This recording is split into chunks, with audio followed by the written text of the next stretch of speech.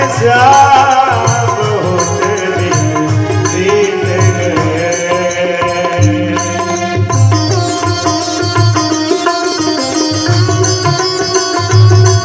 ऐसा मौका बारंबार नहीं मिलने वाला। ये संगम केवल 7 दिन के लिए आपके गांव में लगा है। तो झूम के गाते हुए भगवान नाम का संकीर्तन करें, अपने जीवन को धन्य बनाएं। राधे राधे।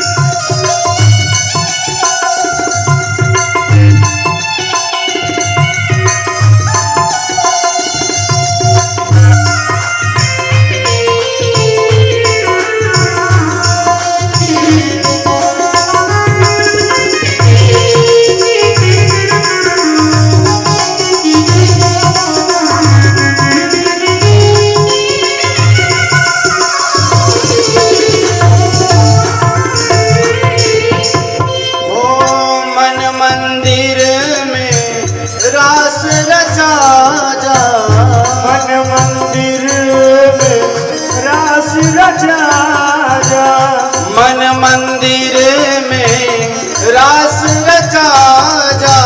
मन मंदिर में रास रचा जा। ओ रूप सावरा दर्श दिखा जा। रूप सावरा दर्श दिखा जा। जीवन की हो गई शाम, बहुत दिन बीत गए रे। मोहे आन मिलो घनश्याम बहुत दिन बीत गए। ओ मोहे आन मिलो घनश्याम बहुत दिन बीत गए। मोहे आन मिलो घनश्याम बहुत दिन बीत गए। ओ जय राधे राधे गो।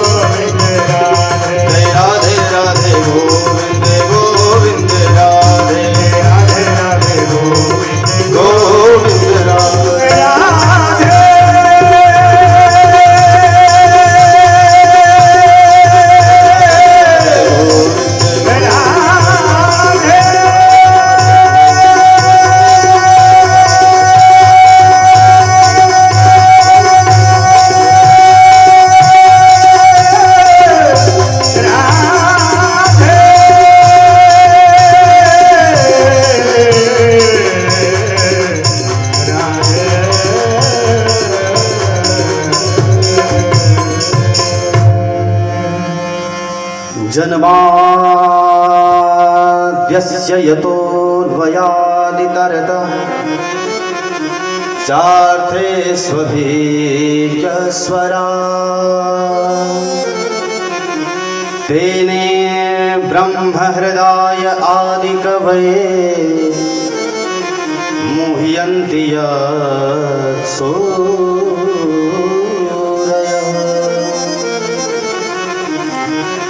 तेजो वारिमृदां यथा विनिमयो यत्र त्रिसर्गो मृषा धाम्ना स्वेन सदा निरस्तकुहकम् सत्यं परं धीमहि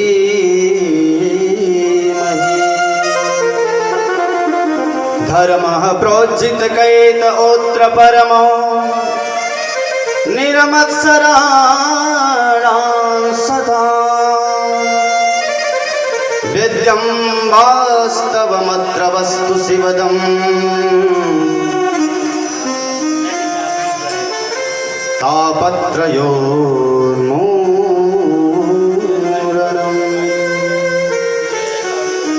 श्रीमद्भागवते महामुनिकृते किं वा परैरीश्वर सद्यो हृद्यवरुद्ध कृतभिः शुश्रूषभिस्तत्सदा निगमकल्पतरोर्गलितं फलं सुखमुखादमृतद्रवसंयुतं पिबत भागवतं रसमालयम् मुहुर्भुवो रसिका भुवि भावुका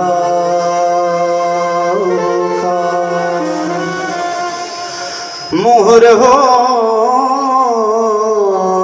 रसिका भुवि भावुका।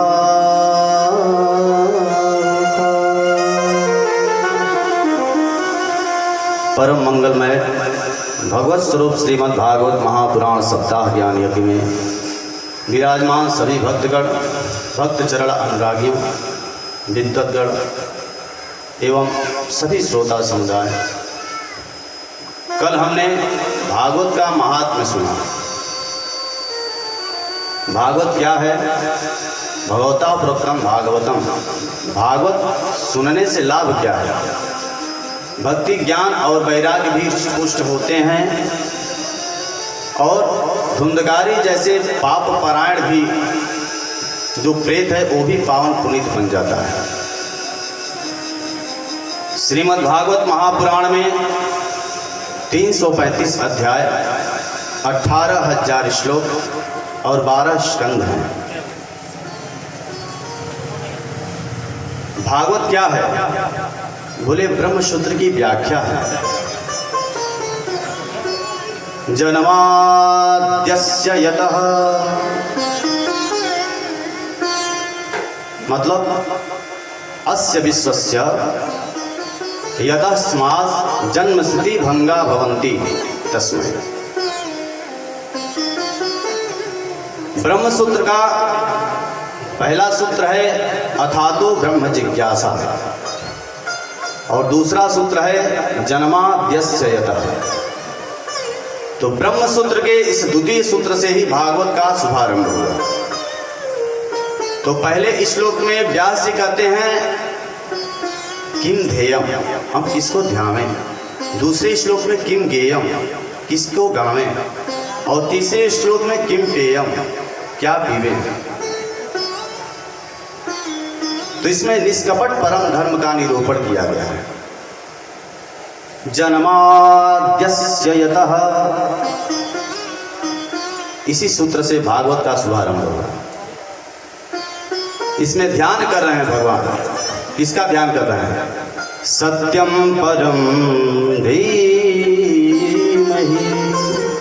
ये नहीं कहा कि रामम परम धीमहि, कृष्णम परम धीमहि। सत्यम परम धीमहि। सत्य कौन है? किसी ने पूछा महाराज आप किसका ध्यान कर रहे हैं? बोले व्यास जी हम तो उनका ध्यान कर रहे हैं जिसने इस जगत को बनाया, उसका पालन किया और अंत में अपने में ही विलीन कर लिया। मैं उनका ध्यान कर रहा हूं। तो क्या आप सांख्यों की प्रकृति का ध्यान कर रहे हैं क्या? नहीं नहीं, प्रकृति तो जड़ है। हम उनका ध्यान कर रहे हैं जिसने सारी सृष्टि को रचा, सृष्टि के रूप में बने भी और सृष्टि से अलग भी है। अन्वयात व्यतिरेक लक्षण वो बताना चाहिए जो किसी में न जाए। किसी ने कहा कि गाय के लक्षण क्या है? तो बोला गच्छति इति गौ, जो चल रही है वो गाय है। तो केवल गाय ही चलती है क्या? भैंस भी चलती है, बकरी भी चलती है, भेड़ भी चलती है। तो बोले नहीं, सींग होता है। तो केवल गाय का ही तो सींग होता नहीं। तो सासनाथवत जिस गाय के गले में गल कंबल हो और पीठ पे ककुद निकला हुआ हो, जो वृषभ के निकला होता है ना पीठ पे, वो शुद्ध गाय होती है। तो ये गाय का लक्षण स्पष्ट है। तो आपने महाराज स्पष्ट नहीं किया, किसका आप ध्यान कर रहे हैं? तो अब कहते हैं कि हम उनका ध्यान कर रहे हैं जिसने जगत को बनाया, जगत के रूप में बने और जगत से इतर भी हैं, यानी अलग भी हैं। देखो शास्त्रों में घट और पट की बातें ज़्यादा आती हैं, क्योंकि घट और पट की बातों से बात झटपट समझ में आ जाती है। घड़ा कौन बनाता है? कुंभकार। तो घड़े का एक निमित्त कारण हुआ और एक उपादान कारण हुआ। तो कुंभकार ने घड़ा बनाया और मिट्टी से वह घड़ा बना। तो निमित्त कौन हुआ? कुंभकार। और चूंकि मिट्टी तो बहुत सारे हैं, मिट्टी के थोड़े से अंश से वह घड़ा बन गया। अब कोई ये कहे कि हमें मिट्टी पसंद नहीं है, मिट्टी हटा दो, घड़ा हमको दे दो, तो क्या ये संभव है?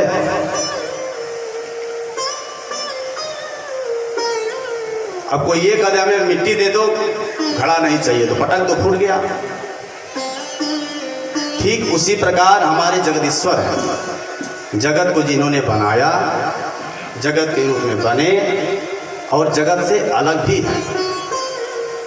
जैसे मकड़ी जाला बनाती है ना,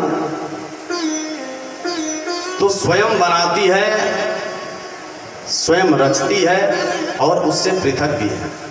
ठीक उसी प्रकार हमारे भगवान हैं। अब तब ये कहे कि क्या महाराज आप क्या हिरण्य गर्भ ब्रह्मा का ध्यान करना है जिसने सृष्टि रचा? तब कहते नहीं, तेने ब्रह्म हृदय आदि कवये। सृष्टि के आदि में जिन्होंने ब्रह्मा जी को भी चतुश्लोकी का ज्ञान दिया था।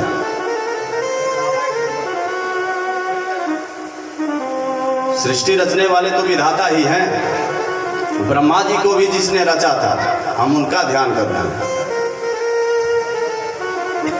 ब्रह्मा जी किम कर्तव्य विमूढ़ जब हो रहे थे कि को हम, मैं कौन हूँ, उस समय भगवान प्रकट होकर के उन्हें चतुश्लोकी का ज्ञान दिया। तब ब्रह्मा जी ने सृष्टि किया। क्योंकि वेदों में भी आता है, हिरण्यगर्भः समवर्तताग्रे भूतस्य जातः पतिरेक आसीत् सदाधार पृथिवीं द्यामुते मां तस्मै देवाय हविषाभिधम्। तो क्या आप हिरण्यगर्भ का ध्यान कर रहे हैं? नहीं,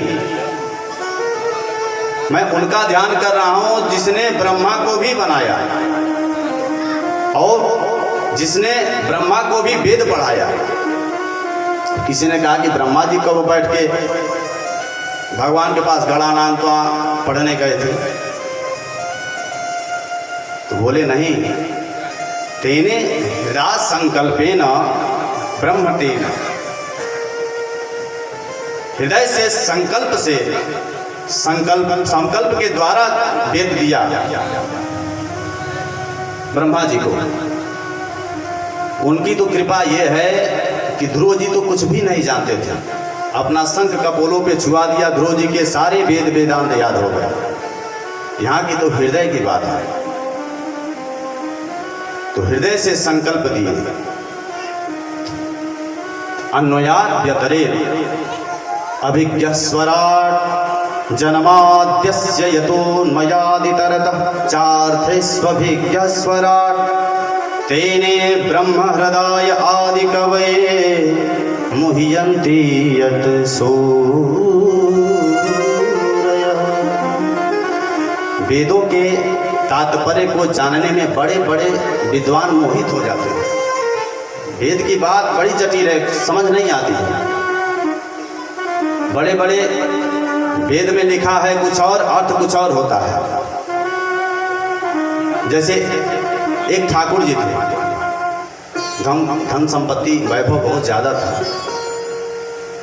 और उनके वहाँ राजा महाराजा आया करते थे, दरबार लगा करती थी।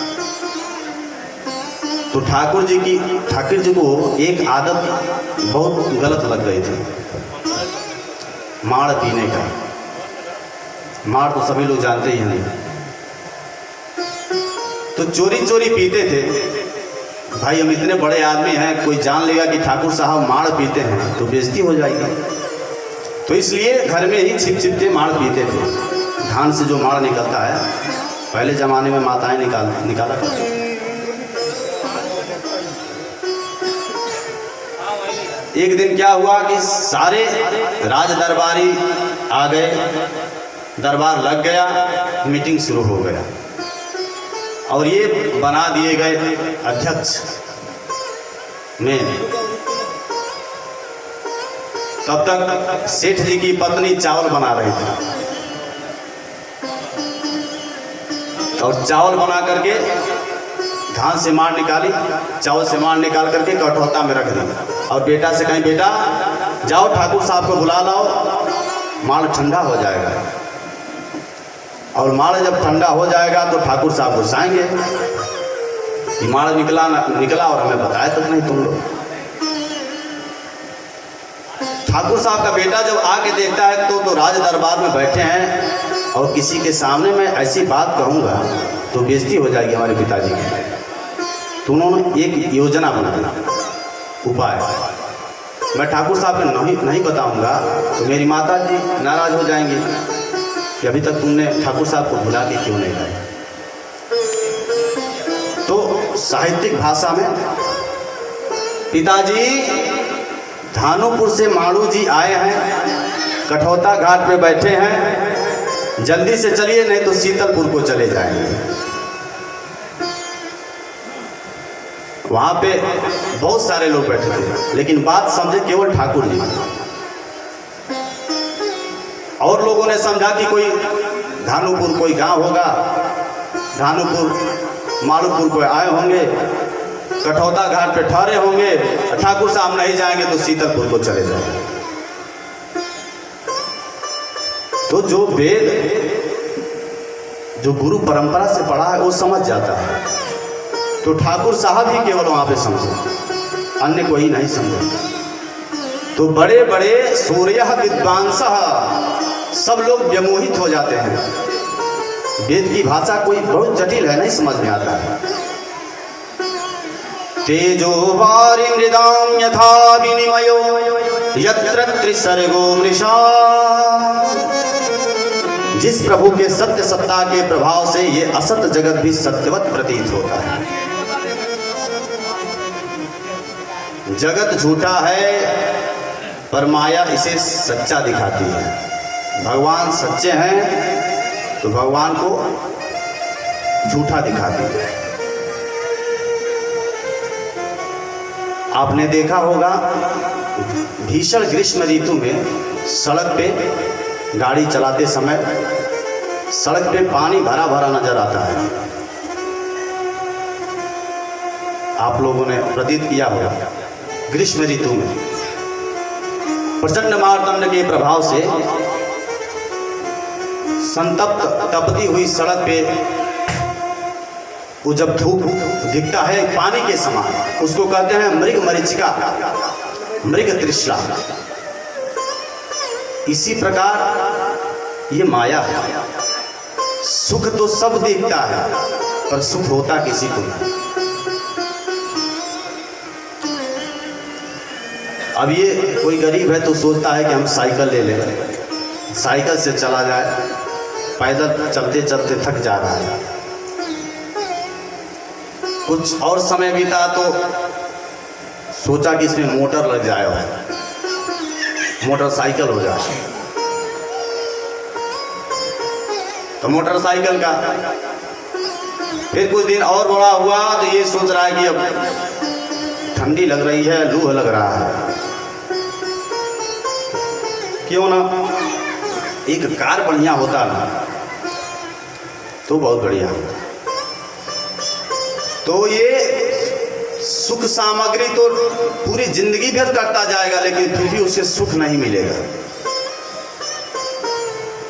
भगवान है मायापति और माया इतनी जटिल है, इतनी बलवती है कि माया किसी को छोड़ती नहीं है। चाह कर भी आप चाहें कि हम जाकर के वन में भजन करें हरि का,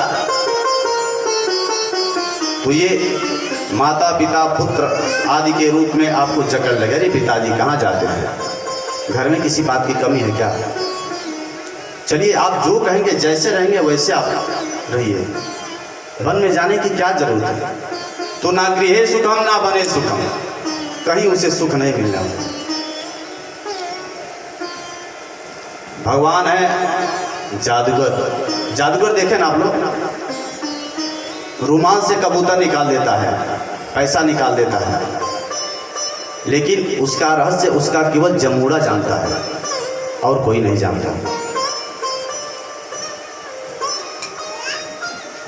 कहता है जमूड़े, बोले हाँ सरकार। आपस में बात कर लेते हैं, उनकी भाषा केवल जमूड़ा ही समझता है, बाकी लोगों के आंखों पे तो पर्दा लगा हुआ है। देखने वाला ये समझ रहा है कि जादूगर सच्चा दिखा रहा है। उसी प्रकार हमारे भगवान है जादूगर। ये माया दिखाते हैं, संसार रूपी माया। तो संसार को हम सत्य मानते हैं और भगवान को झूठा मानते हैं। तो भगवान स्वयं जादूगर है।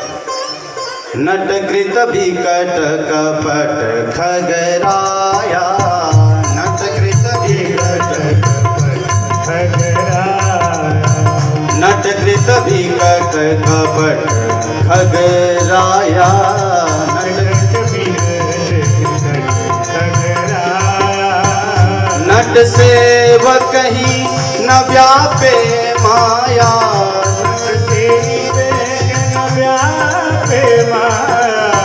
नट सेव कहीं न व्यापे माया,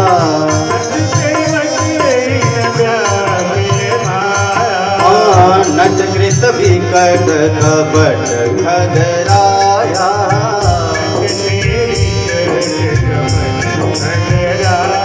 कपट खगराया।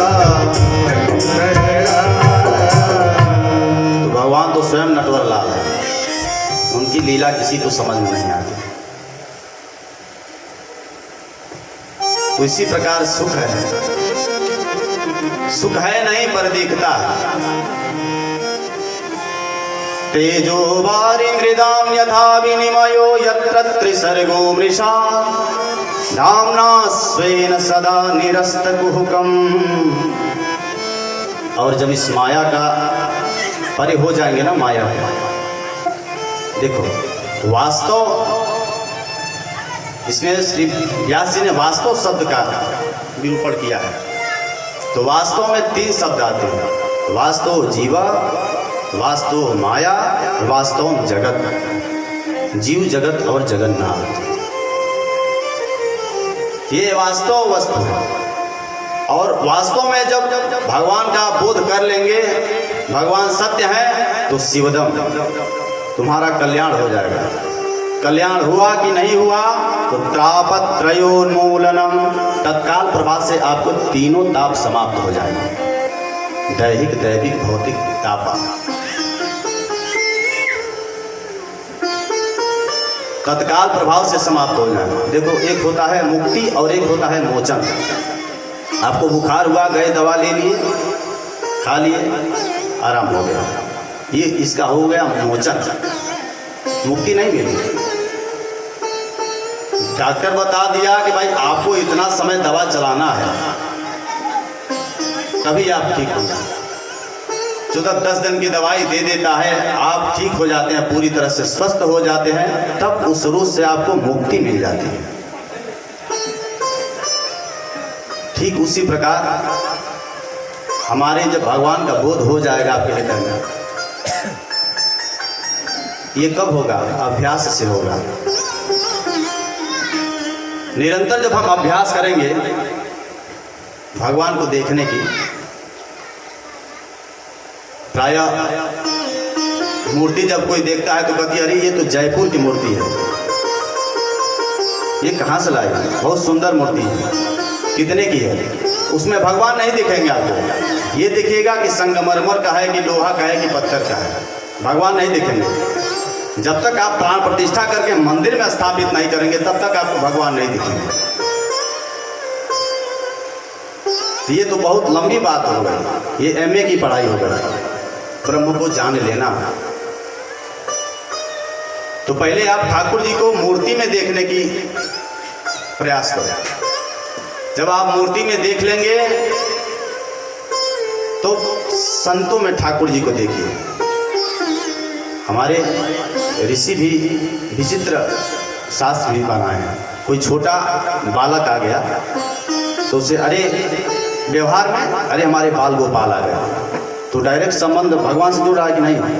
छोटी लड़की आ गई तो उससे कही अरे हमारी राधा रानी आ गई, तो डायरेक्ट संबंध जुड़ रहा है भगवान से। तो उसी प्रकार संत आए तो समझो मानो भगवंत आ गए हमारे। अब हम ठाकुर जी की पूजा कर रहे हैं, संत जी आके पधारे हैं, संत जी को रोके रहो भाई अभी हम आ रहे हैं, तभी अभी आपकी प्राइमरी की पढ़ाई है। तो प्राइमरी की पढ़ाई ठीक से करो अभी। जब इसमें आपको ठाकुर जी मूर्ति में प्रत्यक्ष नजर आ जाए तब संतों में भगवान को देखो। अब कोई ये कह दे इस समय कि गधा आ रहा है, देखो उसमें भगवान आ रहे हैं, तो दे धक्का मार गधा को भगा दिया जाएगा। कुत्ते में भगवान को देखा, श्री नरहरि दास जी वो पकड़े रोटी, तब तक कुत्ता आया और टिकर लेकर के ही चला गया। तो उसी में ठाकुर जी का दर्शन करने लगे नरहरि जी। अरे महाराज ठाकुर जी रुको तो, घी तो चिपड़ने ने दो, तब लेके जाना होगा। पीछे पीछे दौड़ रहे हैं घी लेकर के, तो उस कुत्ते से ही भगवान प्रकट हो गए। तो हर जीव में देखने का प्रयास करो। जीव में कब देखेंगे? ये सब PhD की पढ़ाई है, अभी तो आप प्राइमरी पास करिए। हम मूर्ति में अपने पत्थरों की मूर्ति में ही ठीक से भगवान को नहीं देख पाते। ये सुंदर सुंदर मूर्ति भगवान बना के भेजे हैं। अपनी बनाई हुई मूर्ति में तो हम भगवान को देख रहे हैं, लेकिन जिस मूर्ति को भगवान ने बना के भेजा है, इतने सुंदर सुंदर मूर्ति, बोलती हुई, चलती हुई, बात व्यवहार करती हुई, उस मूर्ति से हम द्वेष करते हैं, उसको गाली देते हैं, उसका अपमान करते हैं, तो क्या भगवान खुश रहेंगे? कभी। तो पहले प्राइमरी पढ़ाई, घर में ठाकुर जी की मूर्ति में ही ठाकुर जी देखने का प्रयास करें, तब तुम्हारा प्राइमरी फर्स्ट डिवीजन पास। जब संत आए तो मानो भगवंत आ गए, तुम्हारा हाई स्कूल पास। फिर मानव में भगवान को देखो। जितने मनुष्य है तो मनुष्यगण में भगवान को देखो, इंटर पास।